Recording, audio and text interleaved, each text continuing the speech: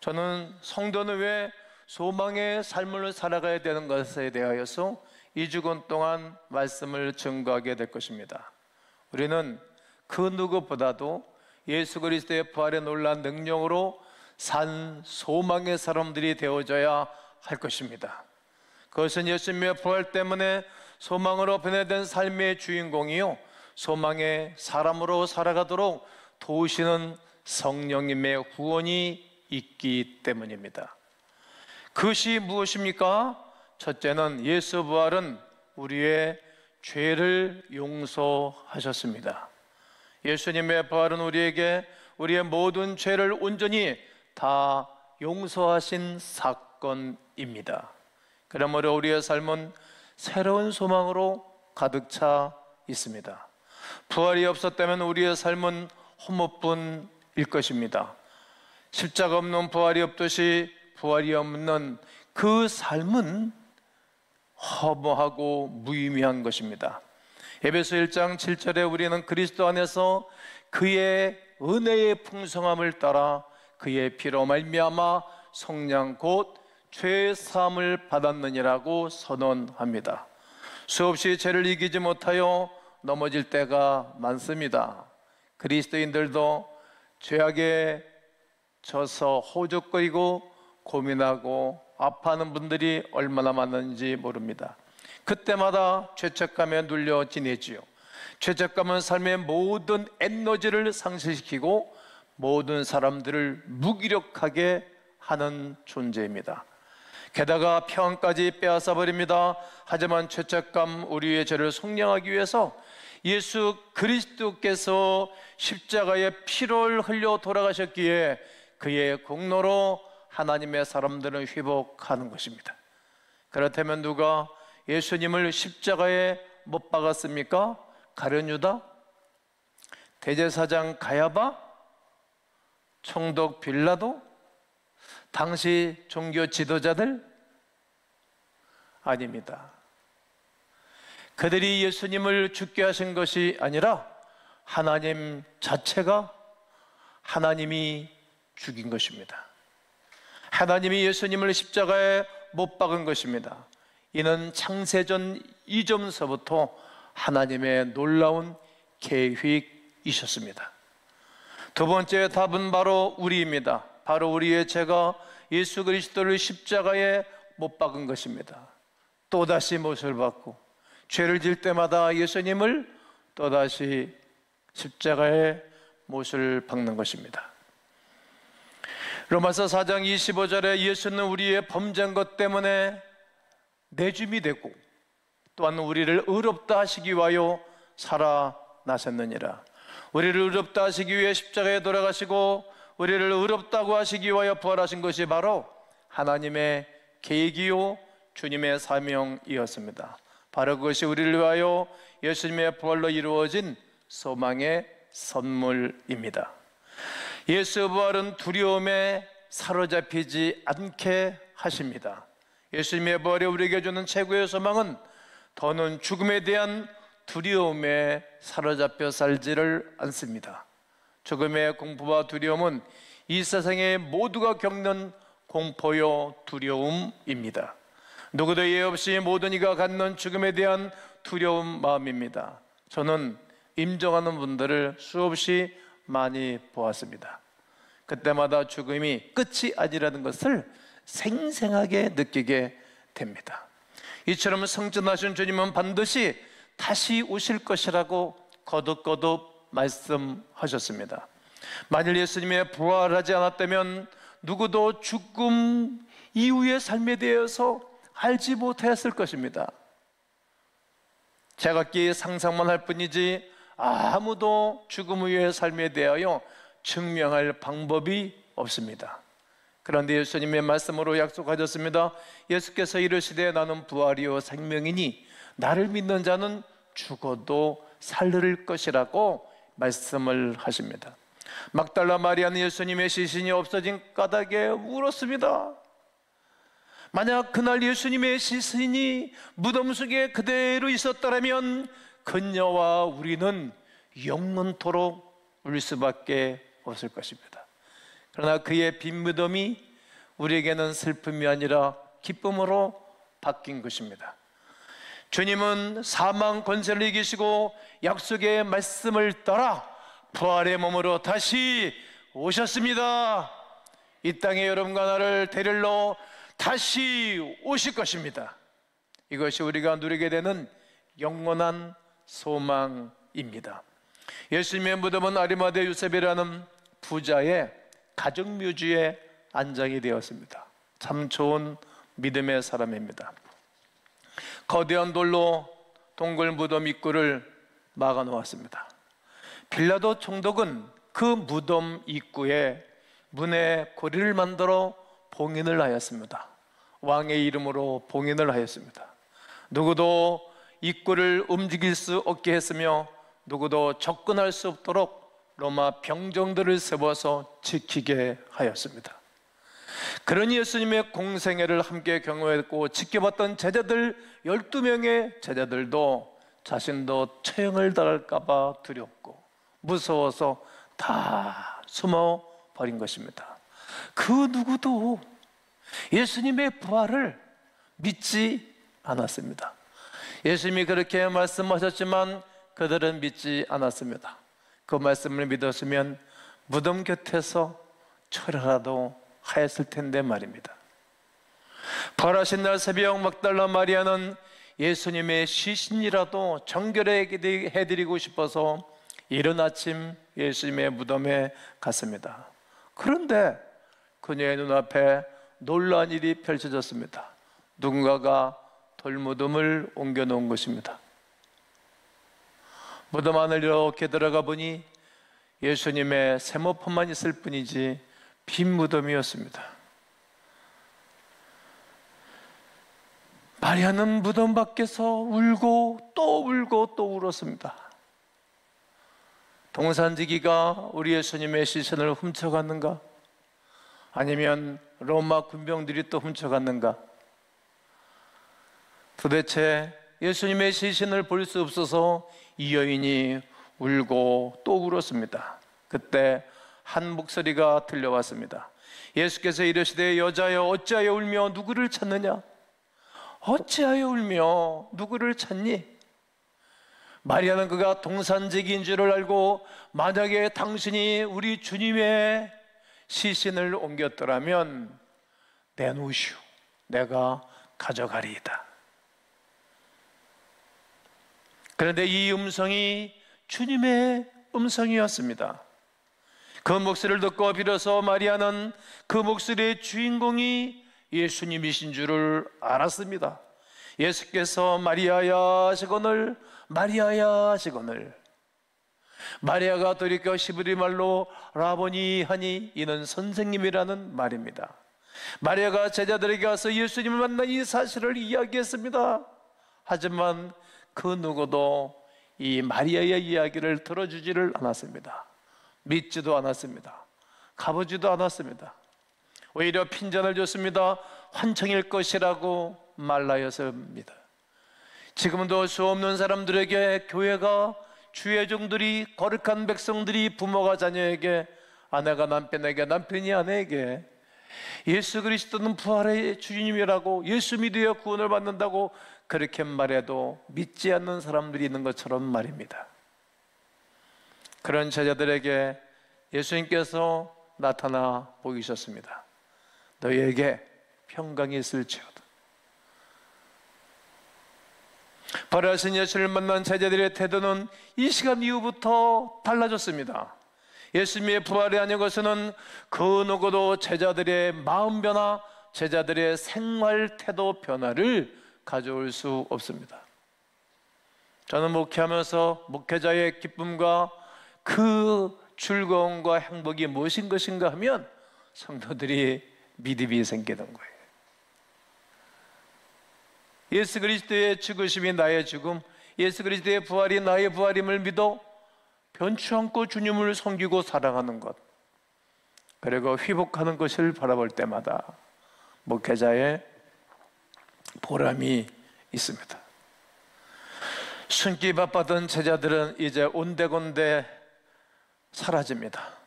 이제 그들의 목숨을 전혀 두려워하지 않습니다. 호랑이 굴에 들어가듯 순교자의 자리에 들어가 이제 그리스도 예수를 위하여 죽어지고 순교하는 제자들이 속속 드러났습니다. 배신자처럼 비겁하게 행동하던 자들이 목숨 다 벗죠 충성하는 자로 변하게 된 것이 무엇 때문입니까?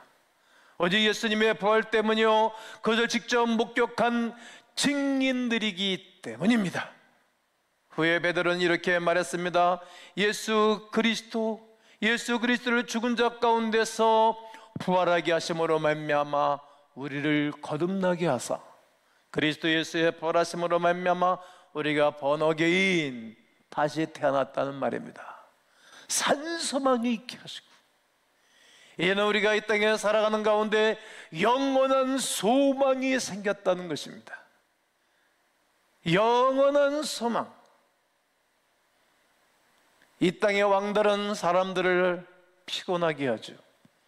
이 땅의 왕들은 자기의 세력을 넓히기 위하여 전쟁을 일으켜 사람들을 죽이기도 합니다. 이 땅의 왕들은 백성들을 위하여 죽지 않습니다. 거기다가 쇼를 냈지요. 그러나 하늘의 왕, 영원하신 왕은 이 땅에 오셔서 백성들을 위하여 죽으십니다. 그리고 영원한 천국, 영원한 나라, 그의 나라를 이 땅에 있는 백성들에게 유업으로, 기업으로, 유산으로 물려주시는 것입니다. 이 시작이 예수 부활로부터 시작된 은혜입니다. 예수님의 십자가 사건으로 이제 도망쳤던 제자들은 이제는 하나도 없습니다. 비겁하여 도망가거나 뒤로 물러가 추민에 빠질 자들이 한 사람도 없습니다. 그들은 죽음의 위협에도 강하고 담대한 믿음으로 부활하신 예수 그리스도를 전파하기를 시작하는 것입니다. 사도행전 1장 3절에 그가 고난받으신 후에 또한 그들에게 확실한 많은 증거로 친히 살아계심을 나타내사 40일 동안 그들에게 보이시며 하나님의 나라의 일을 말씀하시니라. 40일 동안 예루살렘을 다니시면서 숱한 수많은 사람들에게 부활의 당신의 모습을 보여주신 것입니다. 아마 그들 중에는 예수님을 십자가에 처형하는데 일조를 했거나, 그리고 그렇지는 않았을지라도 예수님이 십자가 못 박게 하는데 일조한 그 사람의 친구나 지인이나 먼 집안 식구들도 있을 것입니다. 그들도 충격을 받은 것입니다. 그들 모두에게 부활의 주님이 증거하고 나타내 보이셨고, 그들을 부활의 주님을 만나지 못한 사람들은 부활의 주님을 목격한 많은 제자들과 많은 사람들로 말미암아 그의 이야기가 증거된 것입니다. 수없는 사람들에게 증거하기 시작하여 그들이 변화하고 그리스도 예수의 부활에 관심을 갖게 한 것입니다. 분명히 죽은 사람이 거리를 활보고 다닐 때 많은 사람들이 놀랐을 것 아니겠습니까? 어리둥절하지 않았겠습니까? 예수께서는 그 누구도 의심할 수 없을 만큼 선명해 보이시고 확실하게 하셨습니다. 바로 이것이 초대교회가 탄생한 이후요 폭발적으로 붕하게 된 그 시작입니다. 불과 몇 년 만에 수만 명까지 급속도로 성장할 수 있었던 것은 예수 그리스도의 부활을 목격한 사람들, 부활의 주님을 만난 사람들로 하여금 이루어진 열매입니다. 불과 300년 만에 로마 제국이 기독교를 국교로 제정하는 일이 생겼습니다. 그들이 막강한 힘은 어떤 것입니다. 오직 하나, 부활의 예수 그리스도가 소망이요, 그리고 그의 부활의 놀라운 능력이 그들에게 임했기 때문입니다. 여러분, 부활의 주 예수 그리스도가 여러분 안에 거하시기를 주의 이름으로 축복합니다. 예수 부활로 성령의 임재를 경험합니다. 부활의 주님을 말미암아 우리 안에 성령님이 거하시기 때문입니다. 십자가 달리시기 전날 밤 주님은 제자들에게 말씀하십니다.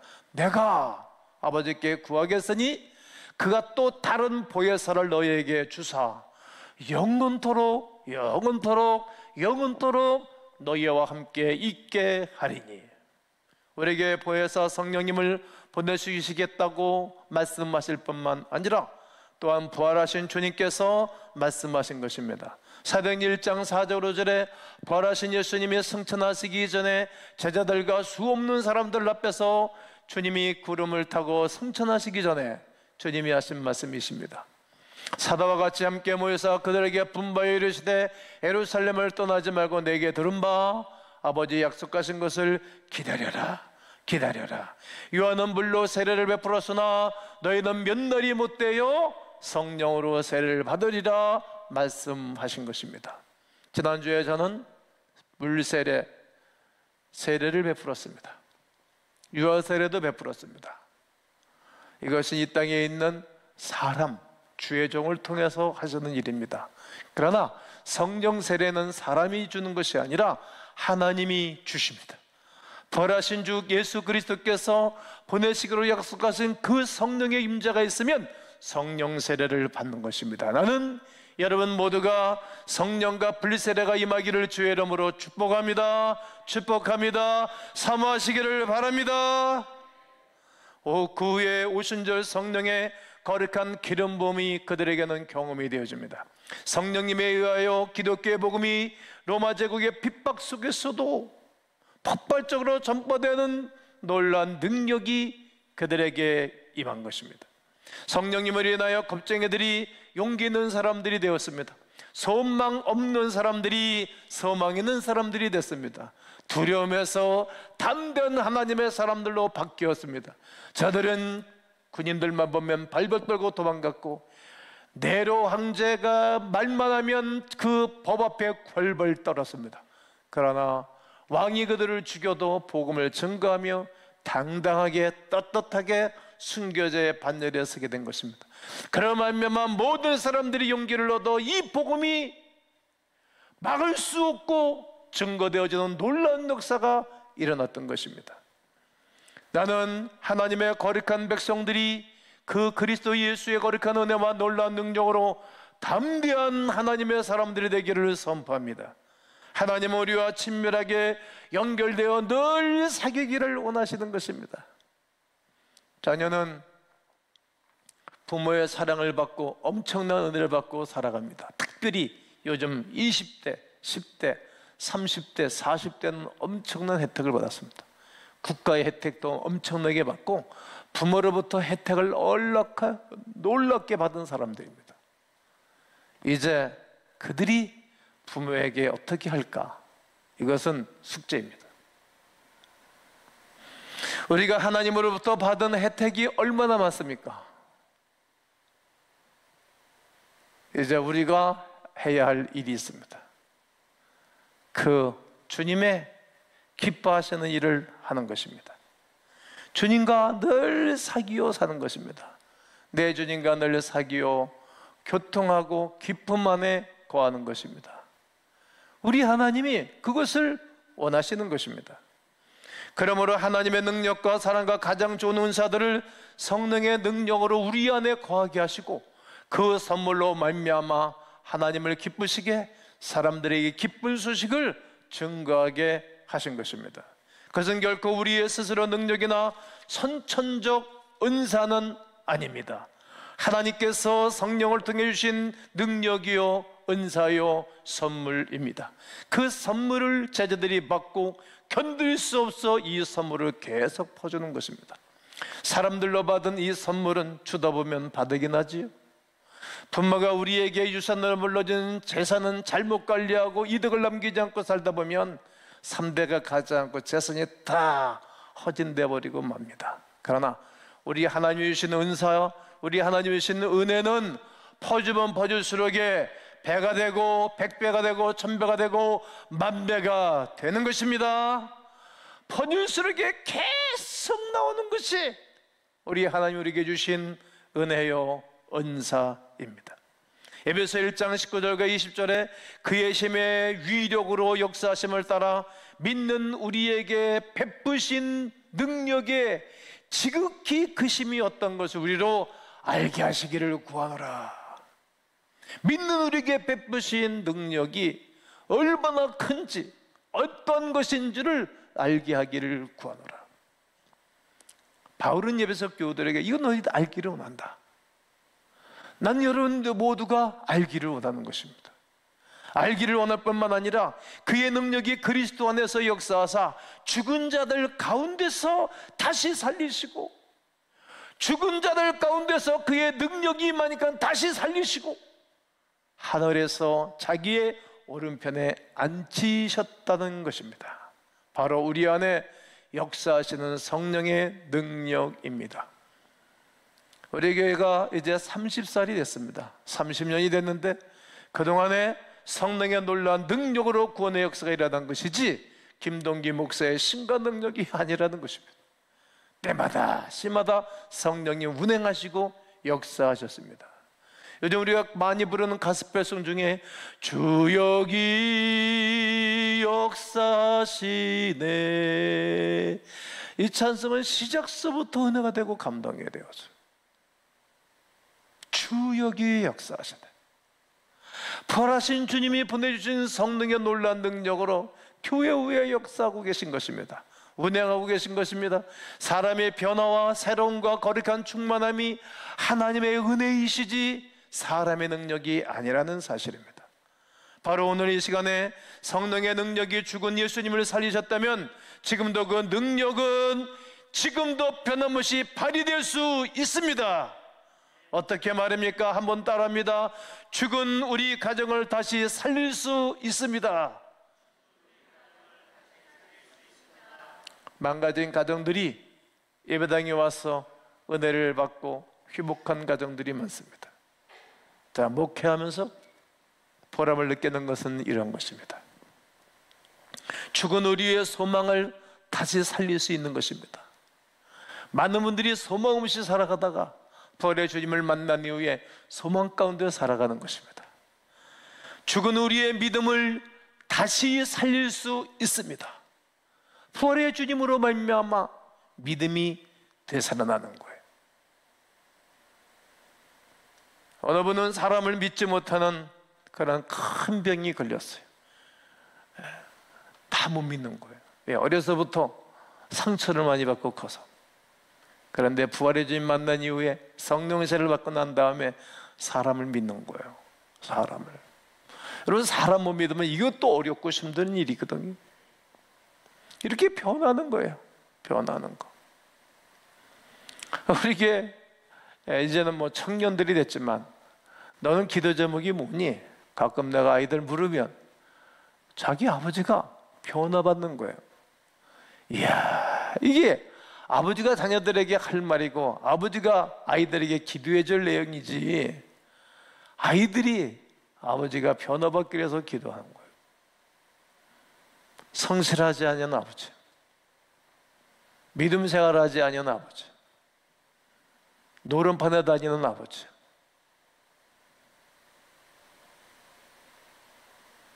비상식적인 아버지를 위해서 기도하는 거예요. 부활의 주님 만나면 그렇게 사는 것입니다. 여러분, 부활주일 날에 우리 주 예수 그리스도의 부활이 있기 전에 왜 죽으셨다고 말씀드렸습니까? 이유는 무엇입니까? 하나님이 예수 그리스도를 죽이신 것입니다. 그래서 그분은 항고할 수 있고 죽지 않을 수도 있었지만, 기도도 했지만 죽으신 거예요. 그래야 여러분이 살고 내가 살 수 있기 때문입니다. 또 누가 예수님을 죽입니까? 우리 때문에, 내가 죽이는 거예요. 여러분, 부모 죽이는 거 쉬워요. 매일 자녀가 속삭이고 사고치면 부모 죽이는 거예요. 도덕적인 비상식적인 죄를 계속 지면 아버지가 밖에 나가서 말을 못해. 친구들끼리 가도 입 꾹 다물고 할 말이 없는 거예요. 아버지 죽이는 건 쉬워. 계속 죄를 짓는 거예요. 계속 못된 짓 하는 거예요. 그러면 아버지 어머니 죽이는 거예요. 텔레비전에 나올 수 있는 죄를 또 짓고 국제적인 죄를 크게 지으면 아버지 죽이는 거예요. 이처럼 우리가 죄를 지을 때마다 하나님을, 예수 그리스도를 또 죽이는 거예요. 예수 부활은 두려움에 사로잡히지 않게 하시는 것입니다. 여러분은 오늘 무엇 때문에 두려워하십니까?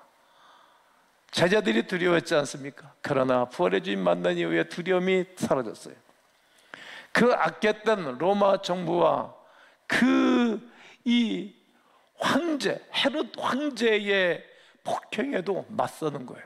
무섭지가 않았어요. 무섭지가. 그러면은 이 땅을 산수막 가운데 살아가는 것 아닙니까? 예수 부활로 성령의 임재를 경험하는 것입니다. 여러분, 사람은 어려서부터 무수한 많은 정보를 입력하고 살아갑니다. 문화를 입력하고 지식을 입력하고 사상을 입력합니다. 잘못된 사상을 입력하면 본인만 망하는 것이 아니라 수없는 사람을 어렵게 하는 것입니다. 수없는 사람을. 그러나 성령의 임재가 임하게 되어지면 본인이 살고 다른 사람을 귀하게 만드는 은혜가 있습니다. 부활주일에 그리스도 예수의 죽으심은 나를 위한 것이요, 그리스도의 부활은 나를 위한 것이요, 그분은 우리에게 영원한 자유와 영원한 생명을 주시는 이 거룩한 은혜의 복음을 여러분들이 누리고 이 복음을 증거하며 살아가는 광화민들 되시기를 주님의 이름으로 축원합니다.